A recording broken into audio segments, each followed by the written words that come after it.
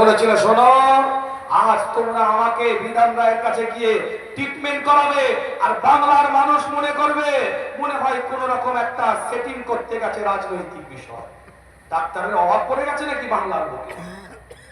মুজাদ্দেদে জামান রাহমাতুল্লাহ আলাইহির পরে স্থান আল্লাহর বড় হুজুর পীর কেবলা রাহমাতুল্লাহ আলাইহি বলেছিলেন, আমাদের বাড়ির সামনে একটা ন্যাশনাল পার্ক ছিল, এখন যেটা এলআইসি বিল্ডিং বলে, হিন্দুস্তান বিল্ডিং বলে, নিউ সিনেমার উল্টো দিকে দেখে নেবেন, সেটা ন্যাশনাল পার্ক ছিল।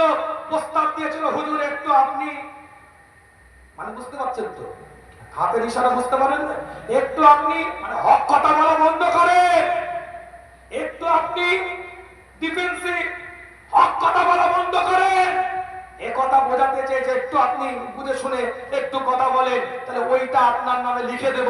দাদাজান সেদিন ঐতিহাসিক উক্তিটা করেছিল। আল্লাহ বড় হুজুর পীর কেবলা রাহমাতুল্লাহ আলাইহি আব্দুল আজিজ